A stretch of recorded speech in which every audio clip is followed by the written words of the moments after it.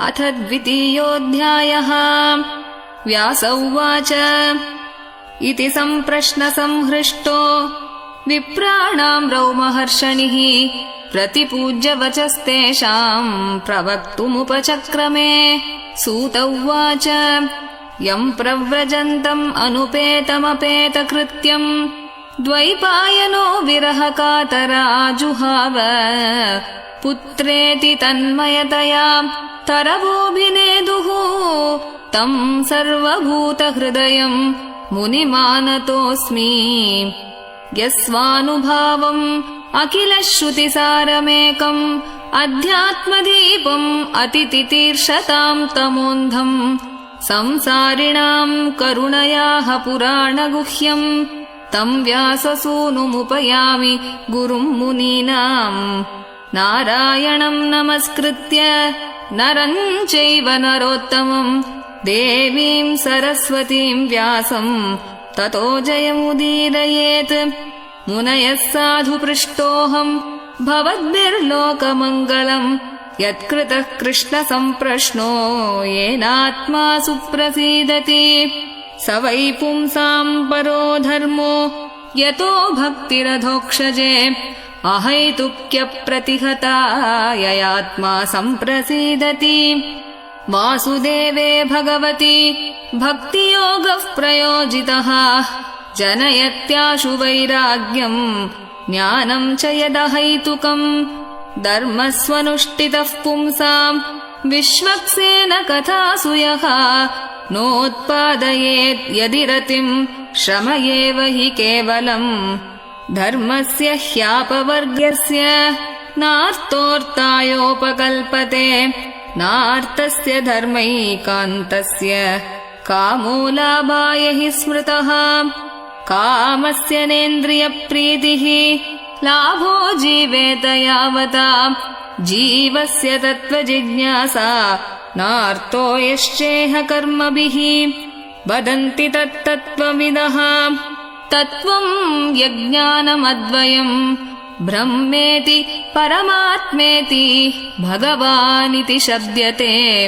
तच्छ्रद्धधाना मुनयो ज्ञानवैराग्ययुक्तया पश्यन्त्यात्मनि चात्मानम् भक्त्या श्रुतगृहीतया। अतः पुंभिर्द्विजश्रेष्ठा वर्णाश्रमविभागशः स्वनुष्ठितस्य धर्मस्य संसिद्धिर्हरितोषणम्। तस्मादेकेन मनसा भगवान् सात्वताम् पतिः श्रोतव्यः कीर्तितव्यश्च ध्येयः पूज्यश्च नित्यदा। यदनुध्यासिना युक्ताः कर्मग्रन्थिनिबन्धनम् चिन्तन्ति कोविदास्तस्य को न कुर्यात् कथारतिम्। शुश्रूषो श्रद्दधानस्य वासुदेव कथारुचिः स्यान्महत्सेवया विप्राः पुण्यतीर्थनिषेवणात्। शृण्वताम् स्वकथाम् कृष्णः पुण्यश्रवणकीर्तनः हृद्यन्तस्तो ह्यभद्राणि विधुनोति सुहृत्सताम्।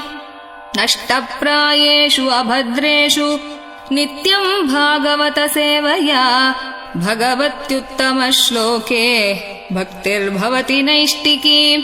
तदा रजस्तमो भावाः कामलोभादयश्च ये चेतयेतैरनाविद्धम् स्थितम् सत्त्वे प्रसीदति। एवम् प्रसन्नमनसो भगवद्भक्तियोगतः भगवत्तत्त्वविज्ञानम् मुक्तसङ्गस्य जायते। विद्यते हृदयग्रन्थिः छिद्यन्ते सर्वसंशयाः क्षीयन्ते चास्य कर्माणि दृष्ट एवात्मनीश्वरे। अतो वै कवयो नित्यम् भक्तिम् परमया मुदा वासुदेवे भगवती कुर्वन्ति आत्मप्रसादनीम्। सत्त्वम् रजस्तम इति प्रकृतेर्गुणास्तैः युक्तः परः पुरुष एक इहास्य धत्ते। स्थित्यादये हरिविरिञ्चि हरेति संज्ञाः श्रेयांसि तत्र खलु सत्त्वतनोर्नृणां स्युः पार्थिवाद्दारुणो धूमः तस्मादग्निस्त्रयीमयः तमसस्तु रजस्तस्मात् सत्त्वं यद्ब्रह्मदर्शनम् भेजिरे मुनयोथाग्रे भगवन्तम् अधोक्षजम् सत्त्वं विशुद्धं क्षेमाय कल्पन्ते येनुतानिह मुमुक्षवो घोररूपान् हित्वा भूतपतीनत नारायणकलाः शान्ताः भजन्ति ह्यनसूयवः रजस्तमः प्रकृतयः समशीला भजन्ति वै पितृभूतप्रजेशालीन् श्रियैश्वर्यप्रजेप्सवः वासुदेवपरा वेदा वासुदेवपरामखाः वासुदेवपरा योगा वासुदेवपरा क्रियाः वासुदेवपरं ज्ञानम् वासुदेवपरं तपः वासुदेवपरो धर्मो वासुदेवपरा गतिः स एवेदं ससर्जाग्रे भगवानात्ममायया सदसद्रूपया चासौ गुणमय्या गुणो विभुः तया विलसितेष्वेषु गुणेषु गुणवानिव अन्तः प्रविष्टा भाति विज्ञानेन विजृम्भितः यथा ह्यवहितो वह्निः दारुष्वेकस्वयोनिषु नानेव भाति विश्वात्मा भूतेषु च तथा पुमान् असौ गुणमयैर्भावैः भूतसूक्ष्मेन्द्रियात्मभिः